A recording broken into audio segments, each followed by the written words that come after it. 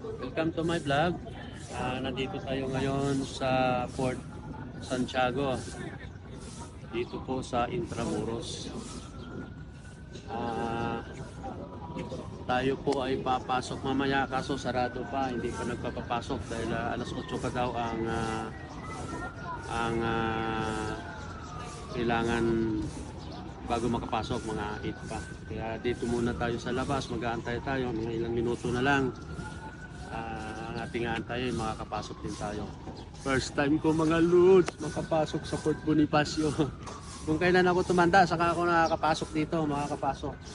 So, samahan nyo kami mga lods sa aming pag-iikot dito sa Port Santiago para makita natin kung ano ang mga nandito sa loob sa Port Santiago na ito. Samahan nyo kami mga lods. I hope andyan pa rin kayo para sa aming paglalakbay at pag-iikot dito sa Port Santiago. Maraming salamat mga lods. Good morning.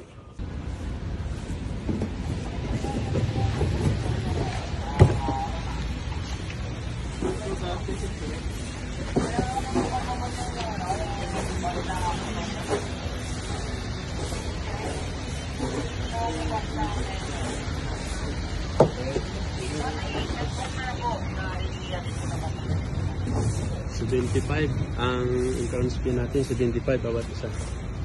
Dalawang kinuha natin kasi may kasama ko yung camera ko.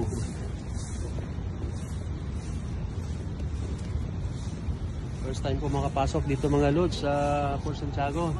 Kung kailan tumanda ako, saka ako nakapasok dito. Ito ay napapanood ko lang, nakikita ko lang sa mga picture. Ngayon, andito na ako mga lods. Kaya siyasatin natin ang loob ng Port Santiago kung ano ba ang mga nandito. Atin balikan ang ating nakaraan.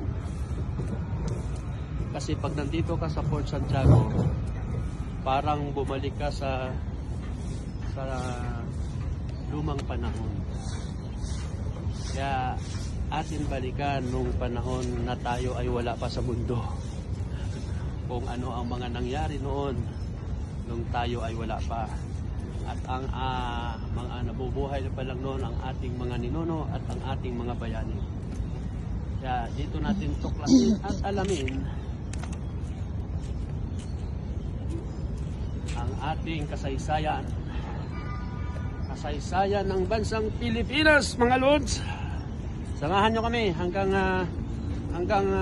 huli ng aming pag-ikot at paglilibot dito sa Port Santiago.